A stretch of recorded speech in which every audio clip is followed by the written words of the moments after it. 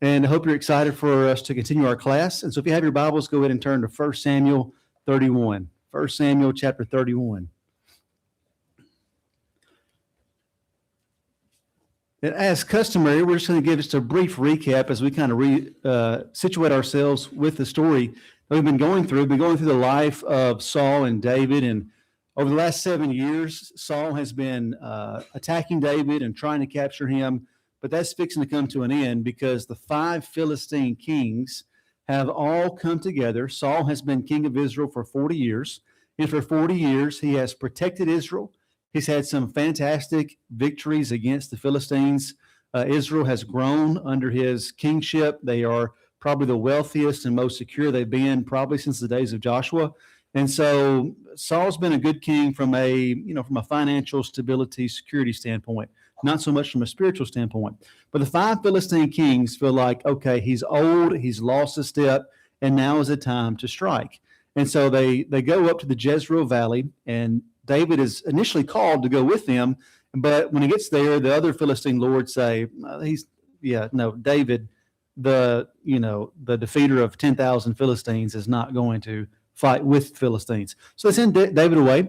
David goes down south, and he finds that his hometown, Ziklag, where he's been living the last year or so, has been burned by the Amalekites in this massive raid across, southern Israel and even southern Philistine territory. And so they've taken just a massive amount of money. They've taken all the women and children and even the old people from Ziklag. So David realizes his wives have been taken, his friends, their families have been taken. They pursue the Amalekites. They kill them all except a few hundred that get away. They had this massive amount of treasure and stuff. All the people are back, and then David sends out some prizes to the chiefs of Judah. But that very same day that David is fighting the Amalekites in a smashing victory, we're going to read about what happens to Saul. And so Saul is gathered with his army at Mount Gilboa. They're in the Jezreel Valley, and he's not going to be as successful as David. It's important to remember that these two things are happening simultaneously. We talked about how the writer of 1 Samuel kind of backed up, 3 days to get everything in line. So David defeats the Amalekites the same day that Saul is fighting the Philistines. Two vastly different outcomes. And so this is a map that just kind of resituates ourselves to see where we're going. So the 5 Philistine kings are the red. You can see them coming from different directions. They all assemble at Aphek, which is there kind of in the middle, and then go as one band up to the Jezreel Valley. David gets to Aphek, but then he is sent back home, and that's where he goes back to Ziklag and finds that his city has been burned, his wives have been taken. And then the green there is the army of Saul that leaves Gibeah, which is his capital city, and goes due north to the Jezreel Valley. And so a few weeks ago, Kevin Miller asked why the Jezreel Valley, and we'll talk about that because I think the pictures that you'll see will give you an indication as to why the Philistines did to attack the Jezreel Valley. And so here is a map that shows you kind of some topography that shows you Mount Gibeah, and the Israelites are the green, the Philistines are the ones that shoot them, and they're in the red, and then of course the battle that takes place right there in the Jezreel Valley. This is a picture looking out from Mount Gilboa. And so this looks like it's desolate or very arid, but that's because this picture is taken right after the planting season has just happened. And so if you look here, this gives you a better indication. This is one of the most fertile parts of Israel. And so the Jezreel Valley, if you can see here on this kind of topography map, you can see that there's a lot of mountainous territory around the Jezreel Valley and that it sits in kind of a low fertile plain. And so this would explain why the Philistines would have liked to have had this territory. It's the best farmland that Israel has, and also it's on a major trade route. And we'll talk more about that with Beth Sheehan here in a moment. But you can kind of see there. And so let's talk about the death of Saul, verses 1-7 of our text. Now the Philistines were fighting against Israel, and the men of Israel fled before the Philistines and fell slain on Mount Gilboa. And the Philistines overtook Saul and his sons, and the Philistines struck down Jonathan and Abinadab and Malchishua, the sons of Saul. And the battle pressed hard against Saul, and the archers found him, and he was badly wounded by the archers. Then Saul said to his armor-bearer, Draw your sword and thrust me through with it, lest these uncircumcised come and thrust me through and mistreat me. But his armor bearer would not, for he feared greatly. Therefore Saul took his own sword and fell upon it.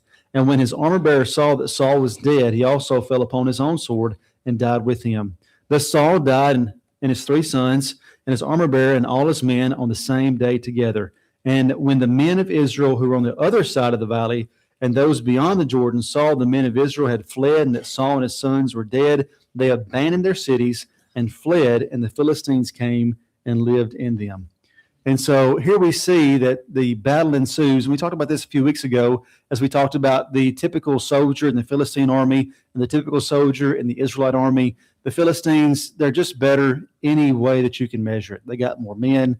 They've got better armor. They've got better weaponry. They're better trained. They have an actual standing army where Israel has like maybe a couple of thousand guys.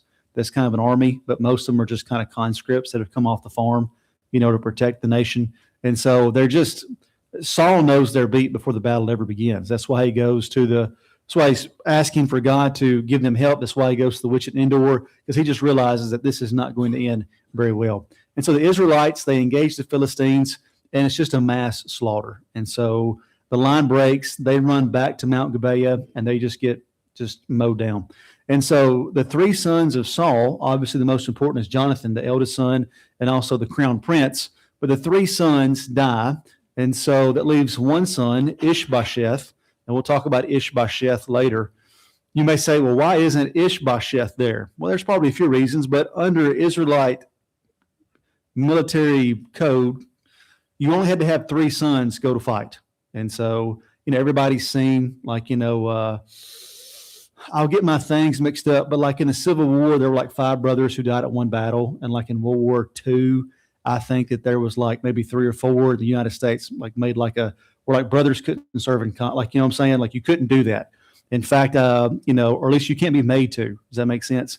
And so, so Israel had a pretty similar policy. Only 3 sons had to go, which explains if you go back to 1 Samuel chapters 16, when David, why is David not at the battle of the Philistines? He's taking food to his 3 older brothers who are already there. Right? And so there's 8 brothers. The 3 oldest have to go to battle, right? That's kind of the stipulation. That's why Saul's 3 sons die and not his 4th son, right? And so it's kind of a way to protect your lineage, if you will. And so, but Ishbosheth is left, and his sons die. So the way that the story unfolds, it seems like Saul sees his sons die, which is kind of a twisting of the knife. And the archers wound Saul, and the Philistines are closing in on him. And so he asked his armor bearer if he will kill him, because Saul knows that in the ancient Near East, whenever you capture the king or a prominent individual, chivalric code was established in the Middle Ages, right? You're supposed to treat, officers a certain way. You're supposed to treat lords a certain way, right? It's not how it works, right? The higher you are, the more spectacle they make. And so whenever they catch somebody who's still alive, we're talking, torture, genital mutilation, just really, really unpleasant stuff as they kill the commander of the opposing forces. And so Saul knows that's going to happen to him, and he can see the Philistines are closing in. And so he's wounded by the archers. He can't get away. He asks his armor bearer to kill him. And so he won't be, tortured to death by the Philistines. The armor bearer refuses to do so. And so Saul, falls on his sword or stabs himself with his sword, possibly even a spear. We'll come to read about in the next chapter. And so either his sword or his spear. And so he does that to try to kill himself. And so the armor bearer sees that Saul's done this, and so he takes his own life. And Samuel's words ring true. What did Samuel tell Saul? Anybody remember? A few weeks ago? Yeah, he said, you and who else? Your sons will be with me tomorrow, right? And so it's been only one day since chapter 28. Chapter 29 is when we kind of go back and we look at David for 2 chapters, but it's been just a few hours. And so if you look previously in 1 Samuel, it says that Samuel's words always come true, even from the grave, right? Samuel's words are true. 1 Samuel 28 and verse 19. And it tells us in the text that the cities are abandoned. And so the Jezreel Valley, as I said before, is a very fertile place. The Israelite cities there are walled. And so there are excavations that have been taking place here. And so they can see that these were heavily fortified because it was a really contentious place. But even though the walls were fortified, when they saw the army of Israel break and run, and they saw the Philistines just kind of massacre them, because they're at a higher elevation, they can see everything unfolding from the city walls. They see the collapse of the army. They see Saul being killed, and they just flee. I mean, their city walls are fortified, but they know they're no match for an entire, Philistine army. And so they just leave their cities and just flee, probably across the Jordan River, and to get away from the Philistines. And the Philistines inhabit their cities. And so it's been, not only is it a massive blow for the house of Saul, but also for the nation. I mean, this is one of your most fertile places. This is where a large portion of your crops are grown. It's also at a choke point of a extremely important trade route. So it brings a lot of commerce and wealth in from trade and merchants that travel up and down what is later called the King's Highway. And so, just a really, really bad loss for Israel in a lot of situations. And so here's kind of a modern map of Israel. The reason I have this on there is just so you can see where we're talking about. And so there is a modern map of Israel. And so as you can tell, we're up in the north where the Jezreel Valley is, still south of the Sea of Galilee. And so, but there you can see it there. And so Bet Shean is what we'll talk about next. Tim? You can't, I mean, they could have traveled from where they were to where the Philistines were in a more direct route. Did they not have? What do you mean, Tim? Like what? You know what I'm saying? I mean, could they not have gone this way instead of everybody traveling up to Jezreel? Yeah. I mean, couldn't they have traveled in a more direct route to each other? Wouldn't that have been a much smarter plan for Israel's army, being that they were kind of outmatched? Yeah, I think maybe so. I think the Philistines take the initiative. And so the Philistines have chariots, and they fight more in like what we'll learn, or what we'll call later as a phalanx. Obviously the Greeks are going to really kind of expound upon that, but they're like heavy infantry, whereas the Israelites are more of kind of like hit and run, real fast, where they're more like. So the Jezreel Valley gives you something that's kind of unique, at least at this part, where it gives you kind of a big open plain.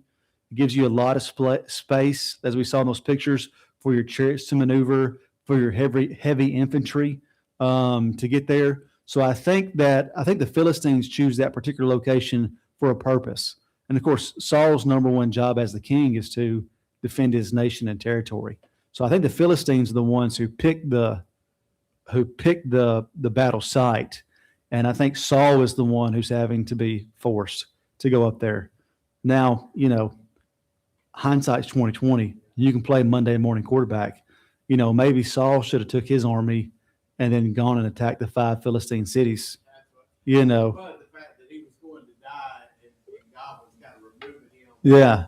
There's not really a lot he could have done to be victorious. Oh, yeah, exactly. Yeah. But there were smarter things to have done. Yeah. Than to go up there and go against that army on their, yeah, exactly. Land, but their best playing field. Yeah, and so they say in warfare, at least in ancient warfare, picking the battle, the picking the site, is extremely important. It's being victorious, especially if you're cavalry, which they have chariots here. They don't have cavalry. That's coming much later in military history. But the idea that it's got a big plain where you can use your chariots, you can use your heavy infantry, and they're kind of forcing Saul to their desired place. But no, like I said, hindsight's 2020. I think I may would have went and attacked the cities, maybe forced him to come back, run, stuff like that. But, who knows?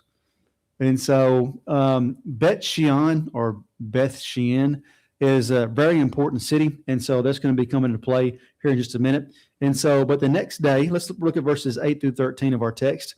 It says, the next day when the Philistines came to strip the slain, they found Saul and his 3 sons falling on Mount Gilboa.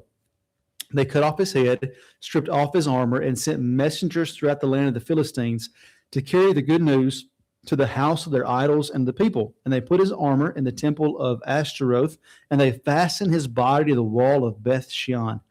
But when the inhabitants of Jabesh Gilead heard what the Philistines had done to Saul, all the valiant men rose and went at night and took the body of Saul and the bodies of his sons from the wall of Bethshan, and they came to Jabesh and burned them there. And they took their bones and buried them under the tamarisk tree in Jabesh and fasted for 7 days.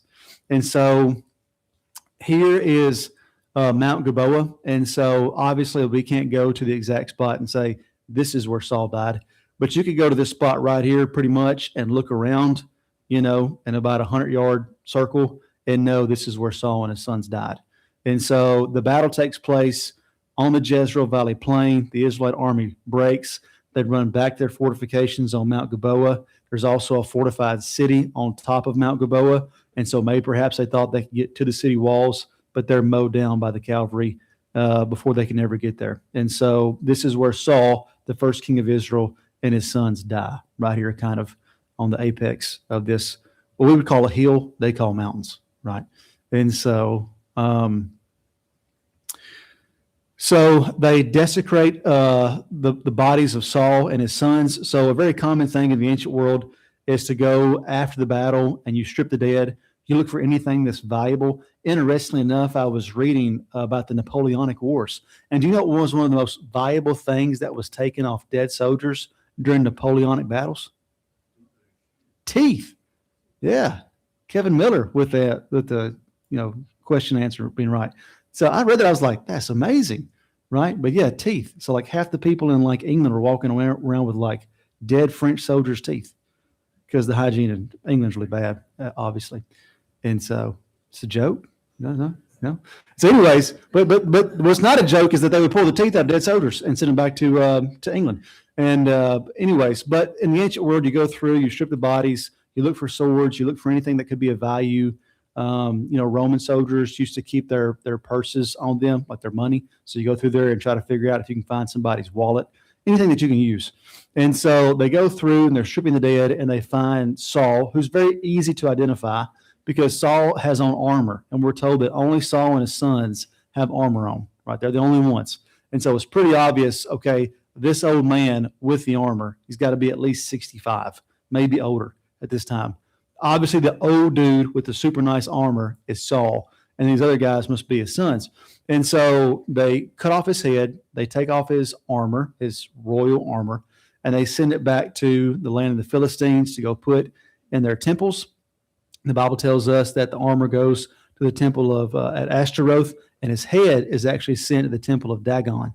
And so they send the armor and the head to different places. And so 1 Chronicles 10:10 says they put their armor in the gods and fastened his head in the temple of Dagon. And so let's see here. Get to my notes. And so,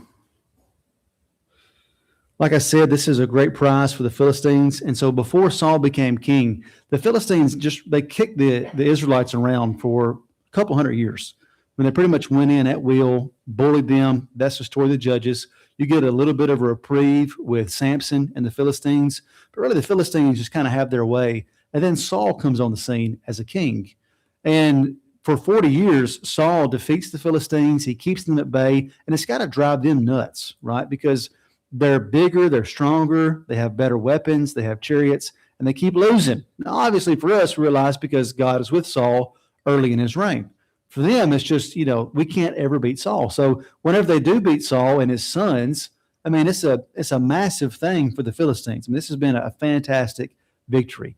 And so they desecrate the bodies. Then they go to Beth-shean, which is right there close to where the battle took place, and they hang the bodies on the wall. They're naked, decapitated bodies are fastened to the wall.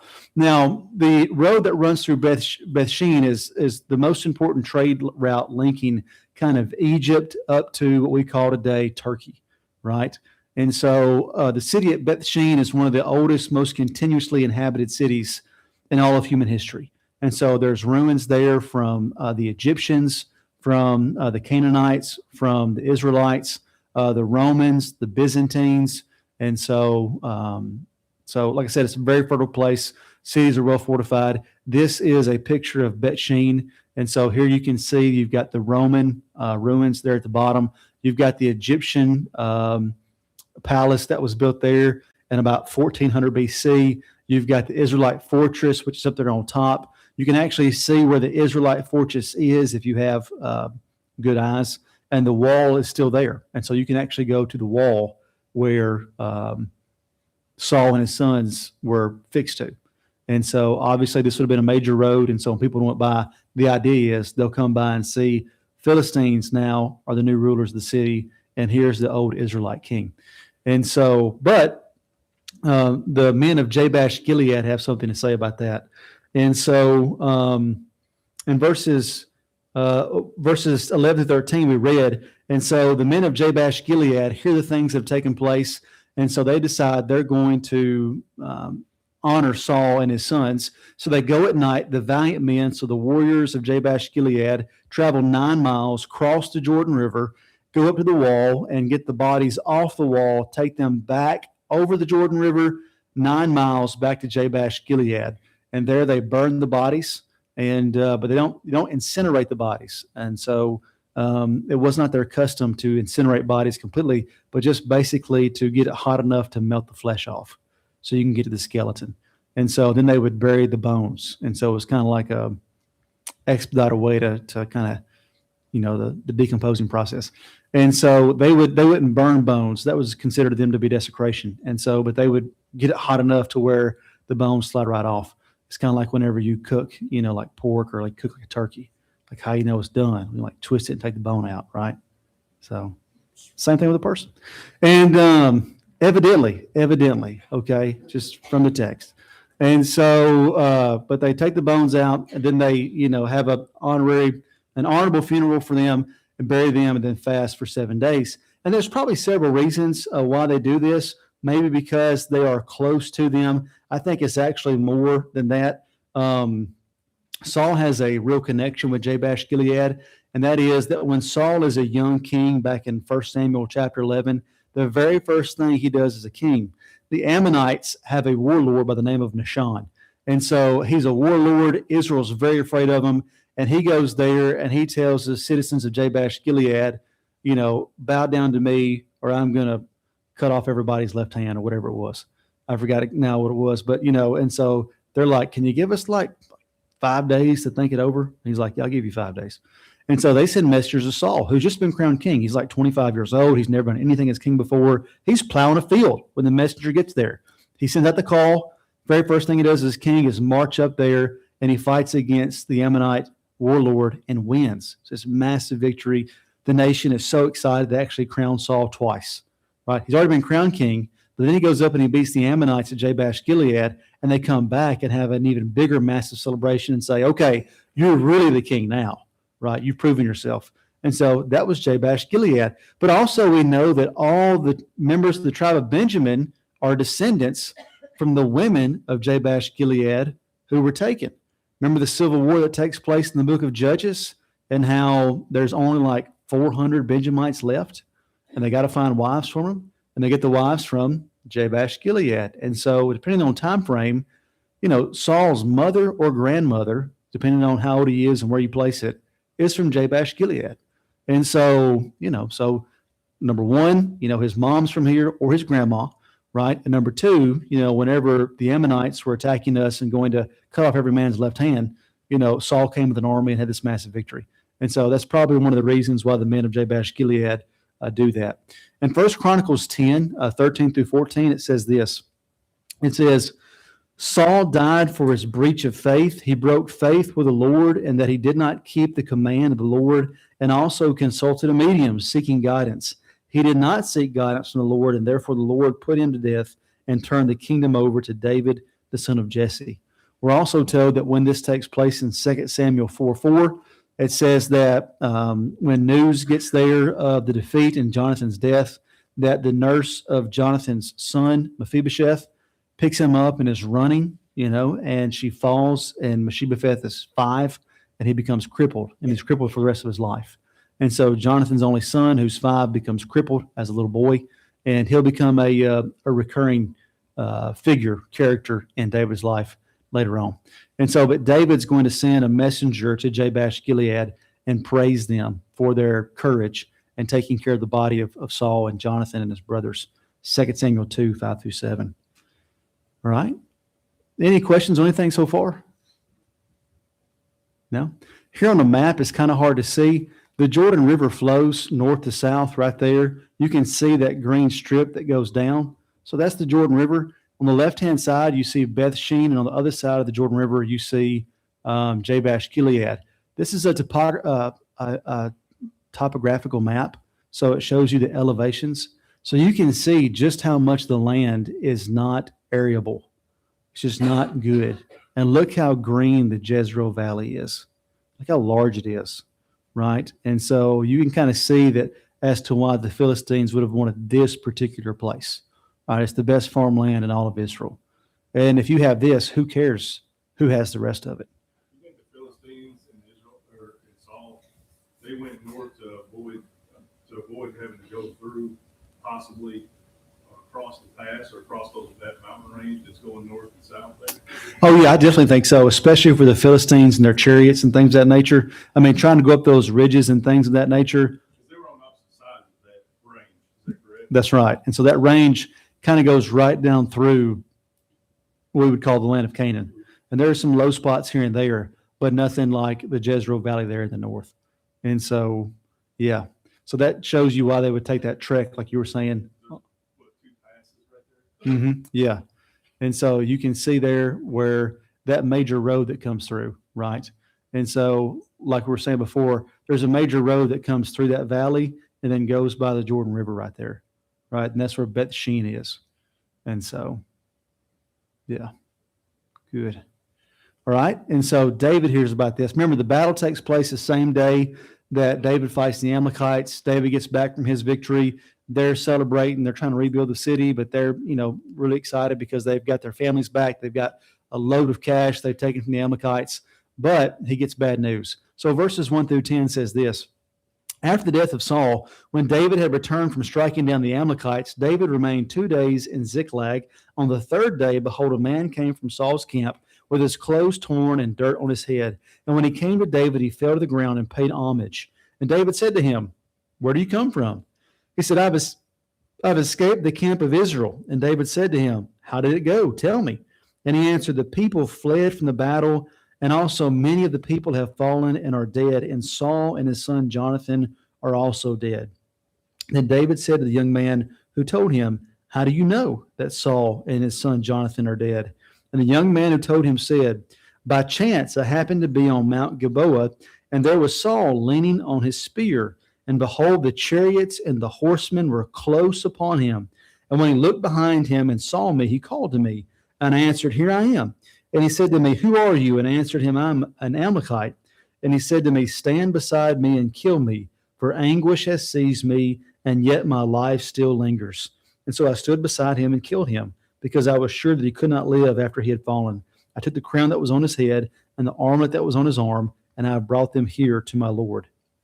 And so a man comes from the battle, and so David is still rejoicing over his victory over the Amalekites, his large financial gain. And then a man comes in clothes of mourning. His clothes are torn, he's dirty, and David's like, What's going on, man? Where are you from?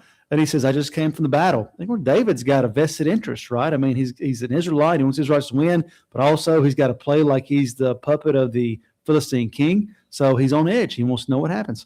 The guy tells him it's terrible. Most of the people died, including, Saul and Jonathan. Interesting, doesn't name the other two of Saul's sons, but he says Saul and Jonathan. And David is like, well, how do you know? Like, tries to verify the information. And he's like, well, I'm the one who killed Saul. What? He's like, yeah. He said, I just happened to be there by chance on the mountain, and I saw Saul who was there. How do you just so happen to be on the mountain? This massive battle takes place. And so he just so happened to be on the mountain, and Saul was leaning on his spear. And so the text tells us that Saul thrust himself through with his sword, but, sword could be a spear. And so it could be that Saul has tried to, take the spear and wedge it on a rock or something and lean upon it and try to kill himself. And so, but it hadn't worked. Like, he's obviously mortally wounded. He's going to die, but he might not bleed out before the Philistines get a hold of him. And so he calls for the Amalekite to come and to kill him. And the Amalekite says, I knew that he wasn't going to live, super long. So I wasn't really doing anything besides speeding the process up. So I took his life, and then I took his crown and his armlet, and I brought it here to my Lord, brought it to you. So probably thinks that David's going to, give him some type of reward for bringing the news and also the crown and the armlet to him. But that's not really what's going to happen. And so let's see how David reacts. It is interesting that Saul lost his kingdom for refusing to kill an Amalekite king. And here in his last breaths, he commands an Amalekite to kill him. Right? So just kind of an ironic thing, a little twist. And so, but let's look how David reacts. Then David took hold of his clothes and tore them, and so did all the men who were with him. And they mourned and wept and fasted until evening for Saul and for Jonathan his son, and for the people of Israel, and for the people of Israel because, and for Jonathan his son, for the people of the Lord, and for the house of Israel, because they had fallen by the sword. And David said to the young man who told him, "Where do you come from?" He said, "I am a sojourner. I am the son of a sojourner, an Amalekite." And David said to him, "How is it that you were not afraid to put out your hand to destroy the Lord's anointed?" Then David called one of the young men and said, "Go execute him." And he struck him down so that he died. And David said to him, "Your blood be on your head, for your own mouth has testified against you, saying, I have killed the Lord's anointed." And so the Amalekite, if he was expecting some type of reward for his information and bringing David the crown of Israel, he doesn't receive it, right? And so it's really ironic, or kind of interesting, not if it's ironic, but really interesting that, David and his men have been on the run from Saul for 7 years. Saul has gone back on his word multiple times not to pursue David or to harm him or try to harm him. And then when David hears about this great defeat, it says that David and all of the men tore their clothes and mourned. David's best friend is Jonathan. David's been a commander in the army. There's no doubt that they've lost family members, comrades, former, buddies that they've fought side by side with. And so probably everybody there has lost somebody close to them in this massive defeat. It's also a humiliation for the house of Israel. This is one of the most fertile places that you have in your country, right? And now a foreign people, your arch nemesis, have now taken it, right? And so they, it's just a really, really negative thing on a personal level, but also for the nation as a whole. And so David has the Amalekite killed. And so some will say, well, was he lying? Because the Bible says that Saul had killed himself in chapter 31. Maybe Saul did kill himself.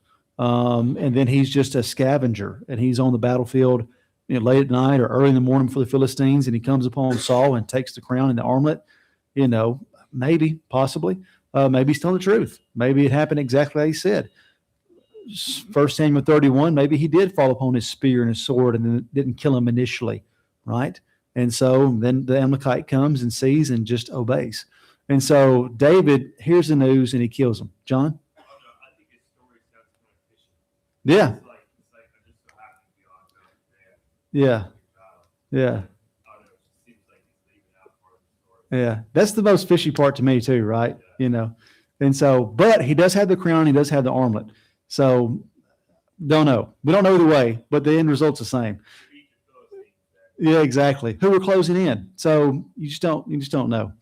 And so, but David's reasoning for killing him are two, and that is, number one, he's an Amalekite. And so God has already ordered the extinction, the destruction of the Amalekites. And so he's under that. And then number two, he's killed the Lord's anointed. And so if anybody had reason to kill Saul, it was David. And twice he says, I cannot kill the Lord's anointed. And then in one of those cases, he says, because the Lord told me I'm not allowed to kill the Lord's anointed. And so regicide, or the killing of the king, to David is just, is the highest crime you can commit. And so he sees that and has the Amalekite killed. And then we have verses 17 through 27. And this is the lament that David gives. And so a lament means weeping. We won't read this because we just don't have time.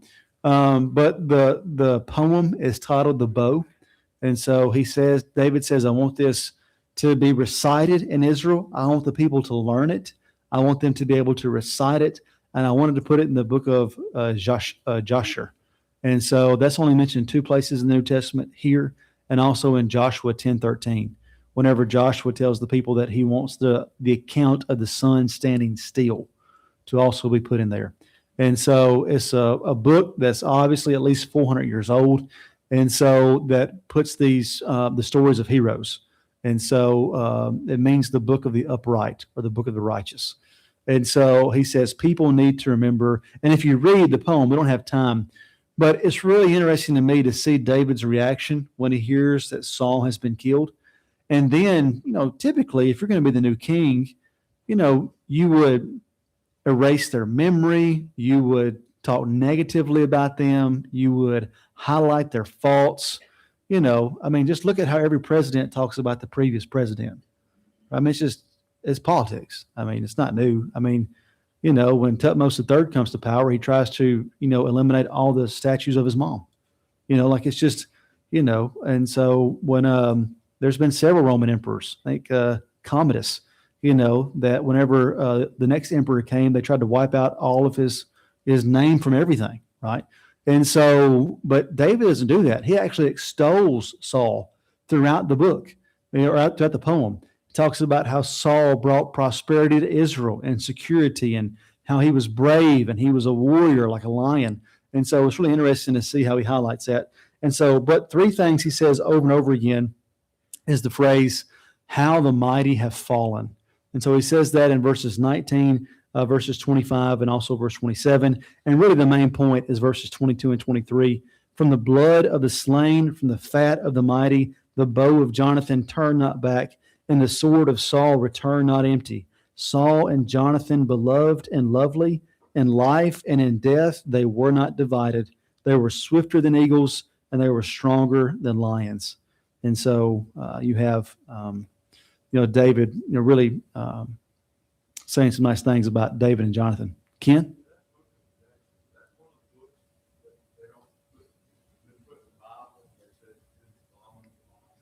Yeah, it's not in the Bible. And so the best that we can tell is a book that was non-canonical, that just had a list of, events or people that were impressive.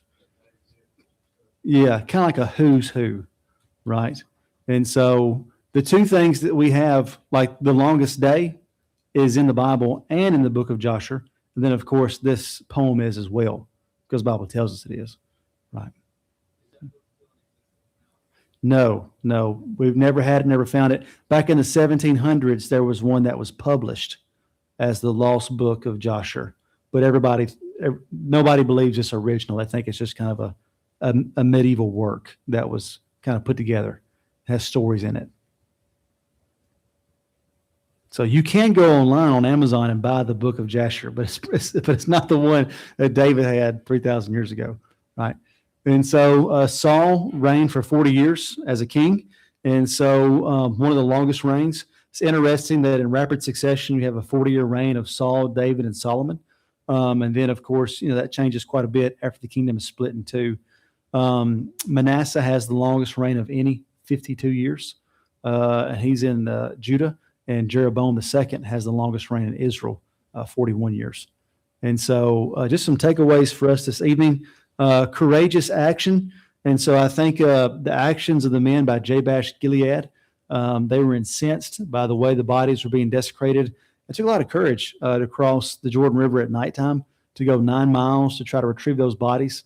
But they showed honor to Saul and to his sons. I think you could also say that Saul and his sons as well.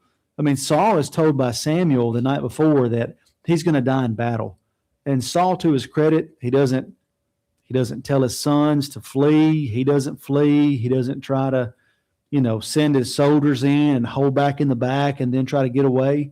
So I think for all of Saul's faults, one of the things you can't say about Saul is that he wasn't at least brave and wasn't a warrior. In fact, the Bible tells us in 1 Samuel 14:23 that he was a great warrior. And so that's something to his credit. Number 2 is God's judgment. And so Saul had brought this upon himself, 1 Chronicles 10:13 and 14, because of his actions toward David, his actions towards Samuel, and his actions towards Ahimelech, and most importantly, his actions towards God. And so ultimately, it wasn't the Philistine arrows that got Saul, but it was his disobedience against God. And so, what does the Bible say in Galatians 6, verse 7? Do not be deceived. Whatever man sows, that will he also reap. And so Saul reaped what he sowed. And the same is true for us. If you sow the flesh, you'll reap corruption. If you sow to the Spirit, you'll reap everlasting life. And so remember, God's judgment is coming, for everybody. And just make sure it's a good judgment, not a bad judgment. Number 3, overcoming bitterness. David's reaction highlights that despite the way that Saul had treated him for 7 years, he still recognized Saul as the Lord's anointed rightful king of God's people. He recognized Saul as a brave figure who fought to bring peace and prosperity to Israel for 40 years. And so most people would have been very bitter and kind of scorn the memory of Saul, but David doesn't do that, which I think is to his credit. And so any closing remarks or questions or comments about our lesson tonight? No? All right. Let's go ahead and close in a prayer. Dear Heavenly Father, we're so thankful for this day you've given to us. We're thankful for the beautiful weather that we've had today and looking forward to for the rest of this week. And dear Heavenly Father, help us to be good stewards of your word. Help us to study and apply those things to our lives so that we can live courageously, so that we can take the bitterness out of our hearts, and that we can learn to trust you, and that we can live in such a way to where we are not afraid of your judgments, but welcome them. We pray that you would give us your peace, your forgiveness, and your mercy. And we're so thankful for that. And we have it through Christ. And it's in his name we pray. Amen.